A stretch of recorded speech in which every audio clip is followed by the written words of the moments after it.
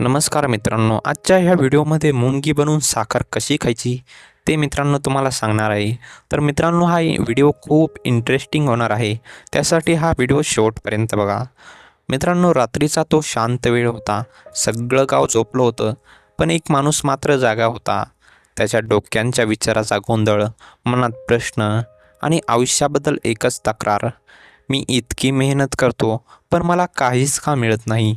मित्रांनो, तो उठला, घराच्या बाहेर आला आणि आकाशाकडे बघत बसला.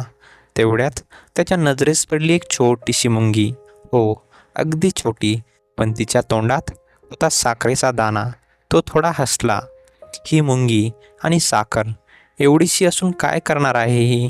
पण पुढच्या क्षणी त्याचं लक्ष तिच्याकडेच राहिलं. ती मुंगी थांबत नव्हती, पळत होती, उठत होती आणि पुन्हा चालत होती.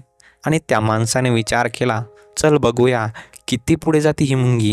मित्रांनो, 5 मिनिटं गेली, 10 मिनिटं गेली आणि मुंगी अजूनही चालत होती. आणि मध्येच एक मोठा दगड आला. तो माणूस मनात म्हणला, आता ही थांबणार. पण नाही मित्रांनो, ती मुंगी त्या दगडावर चढायला लागली, घसरली, पुन्हा पडली आणि पुन्हा चढली, पण थांबली नाही. शेवटी मित्रांनो, ती वर पोहोचली. तो माणूस थोडा सिरियस झाला आणि तो विचार करायला लागला, ही एवढीशी मुंगी हार मानत नाही आणि मी. आता त्याचं पूर्ण लक्ष त्या मुंगीवर होतं. पुढे एक पाण्याचा थेंब. मुंगी थोडा वेळ थांबली. त्याने विचार केला, आता संपलं, इथून पुढेही जाऊ शकत नाही. पण नाही मित्रांनो, ती मुंगी बाजूने वळली, रस्ता बदलला, पण थांबली नाही. आणि शेवटी ती तिच्या घरापर्यंत पोहोचली, साखर घेऊन. आणि तो माणूस पूर्ण शांत झाला. त्याच्या डोळ्यासमोर सगळं क्लिअर झालं. तो स्वतःशीच बोलू लागला, मी काय करतोय आयुष्यात?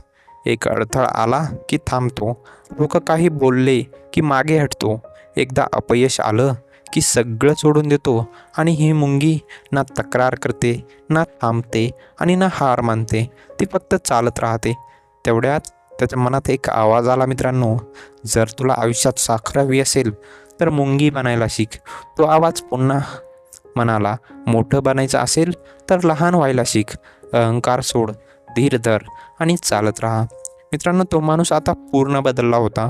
त्याने त्या मुंगीला हात जोडले आणि म्हणाला, आज तू मला शिकवलंस जे कोणीच शिकवलं नव्हतं. मी मोठं होण्याचा प्रयत्न करत होतो, पण आता मी छोटं होणार, मुंगीसारखा, शांत, पण थांबणार नाही. दुसऱ्या दिवशी तो पुन्हा त्याच्या कामाला लागला. पण यावेळी फरक होता. आता तो रडत नव्हता, तक्रार करत नव्हता, फक्त काम करत होता. मित्रांनो, लोक हसले, लोकांनी त्याची टिंगल केली, पण तो थांबला नाही. आणि 1 दिवस, 2 दिवस, 1 महिना, हळूहळू त्याचं आयुष्य बदलायला लागलं. कारण आता तो मुंगी बनला होता. लहान लहान पावलं, पण रोज पुढे. आणि एक दिवस तो तिथे पोहोचला जिथे तो पोहोचायचं स्वप्न बघत होता. तेव्हा त्याने पुन्हा एकदा आठवलं, ती छोटीशी मुंगी आणि तिचं एक वाक्य, साखर हवी असेल तर मुंगी बघ. मित्रांनो, आपण सगळे मोठं व्हायचं स्वप्न बघतो, पण कोणीच छोटं व्हायला तयार नसतं.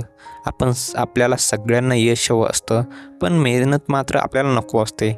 आपण सगळे पुढं जायचं म्हणतो, पण अडथळा आला की आपण थांबतो. म्हणून लक्षात ठेवा मित्रांनो, मुंगी कधीच मोठी नसते, पण तिचं ध्येय मोठं असतं बरं. ती कधीच बोलत नाही, पण काम करून दाखवते. ती कधीच हारत नाही, म्हणूनच ती शेवटी जिंकते. मित्रांनो, तुम्हालाही जिंकायचं असेल तर आजपासून मुंगी बनवून साखर खायला शिका. थोडं थोडं करा, पण रोज करा मित्रांनो. तुम्ही पडाल, तुम्ही उठाल, लोक हसतील, एक दिवस टाळ्या पण वाजवतील. फक्त एक गोष्ट लक्षात ठेवा, थांबायचं नाही. कारण तुमच्या आतही एक मुंगी आहे, जी कधी हार मानत नाही.